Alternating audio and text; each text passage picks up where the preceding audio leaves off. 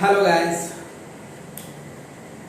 BCom first semester का consignment chapter होने के बाद दूसरा चैप्टर हमारे यहाँ पर होता है सेल्फ बैलेंसिंग सिस्टम। ये भी आपका एक अनपढ़ा चैप्टर है। आप पहले कभी इस चैप्टर को नहीं पढ़े हो। Before this you never study this type of chapter. ये चैप्टर जो है सेल्फ बैलेंसिंग सिस्टम, ये एक नया चीज है, बिल्कुल new thing for you.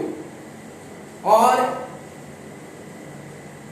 Self balancing system, जैसा कि नाम से पता चल रहा है, सेल्फ बैलेंसिंग सिस्टम मीन्स हम लोगों को पता है अकाउंट्स का बैलेंस होना, अकाउंट्स का नेचर है, बैलेंस तो होना ही है। बैलेंस नहीं होता है तो हम लोग जोर जबरदस्ती बैलेंस करते हैं, बैलेंस सीडी बोलकर सीएफ करते हैं, बैलेंसिंग फिगर बैठाते हैं। यहां पर सेल्फ बैलेंसिंग सिस्टम में एक ऐसा सिस्टम ऑफ अकाउंटिंग है which is not depend on another account for its balancing। ये अपने बैलेंसिंग के लिए किसी दूसरे अकाउंट पे डिपेंड नहीं होता, अपने आप में इट बैलेंस ऑन इटसेल्फ, अपने आप में ये बैलेंस होता है। इसको बैलेंस कराने के लिए किसी दूसरे अकाउंट पे डिपेंड नहीं होना पड़ता। जैसे कि मैंने एक एग्जांपल जैसे बताया कि आपको सेल्स अकाउंट से रिलेटेड जो भी अकाउंट है, sales account, discount allowed account, ये इसी से रिलेटेड है। सेल्स डेटर अकाउंट, जिसको आप सेल करोगे वही डेटर है, क्रेडिट में सेल करोगे वही डेटर है, वही आपका पैसा मार लेगा, वही बैड डेप्ट कर जाएगा पैसा को, पैसा कभी देगा नहीं आपको, बैड डेप्ट कर लिया, ये भी उससे रिलेटेड अकाउंट है। कभी कभी उसी को डिस्काउंट हमको पे करना पड़ता है, डिस्काउंट देना पड़ता है ताकि वो हमको प्रॉपर पेमेंट करे, जल्दी पेमेंट करे। माल कभी वो रिटर्न कर देता है, जिसको हम लोग रिटर्न इनवर्ड कहते हैं।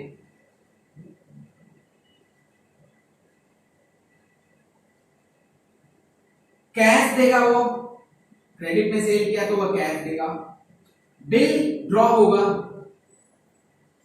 ये कुछ टर्म्स है। इतने सारे अकाउंट हमको बनाने पड़ते थे, ये सब अकाउंट है, cash account, bill receivable account वगैरह वगैरह, आपको कितने सारे अकाउंट्स बनाने होते हैं। उसी तरह से अगर हम परचेज करते हैं तो रिलेटेड क्या अकाउंट्स होगा। अगर हम परचेज करते हैं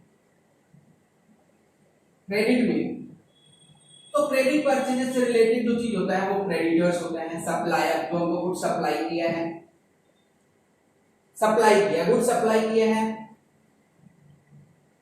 वो हमको पेमेंट करना पड़ेगा, हम उसको पेमेंट करेंगे बैंक के थ्रू। बिल्स पेएबल कभी कभी एक्सेप्ट करना पड़ता है, बिल्स पेएबल भी होता है। ये सारे अकाउंट्स हैं, ये ऑल अकाउंट्स हैं।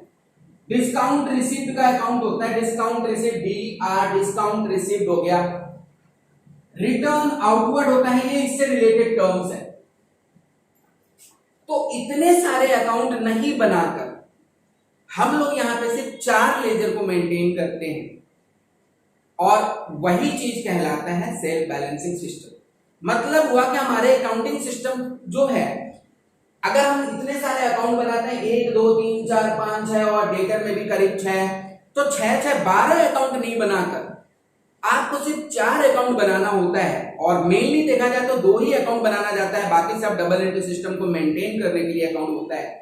तो ऐसे अकाउंट्स को हम लोग सेल्फ बैलेंसिंग सिस्टम कहते हैं, जो अपने अकाउंटिंग के लिए किसी दूसरे अकाउंट पे डिपेंड नहीं रहता। ऐसे अकाउंटिंग सिस्टम को हम लोग सेल्फ बैलेंसिंग सिस्टम कहते हैं। The accounting system which is balance itself, जो अपने आप में ही बैलेंस हो जाता है, उसको बैलेंस करने के लिए किसी दूसरे सिस्टम पे डिपेंड नहीं होता, किसी दूसरे अकाउंट पे डिपेंड नहीं होना पड़ता, तो वो हो जाता है सेल्फ बैलेंसिंग सिस्टम।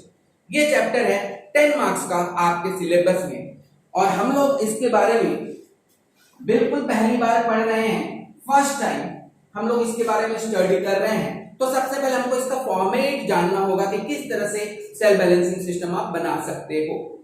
तो सेल्फ बैलेंसिंग सिस्टम बनाने के पहले हम लोग को देखना होगा कि यहाँ पे कितने लेजर मेंटेन होते हैं। यहाँ पे पहला होता है इन जनरल लेजर,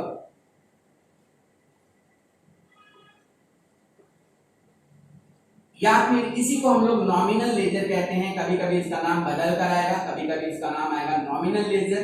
तो ये दोनों नाम हम लोग जानेंगे। एक ही है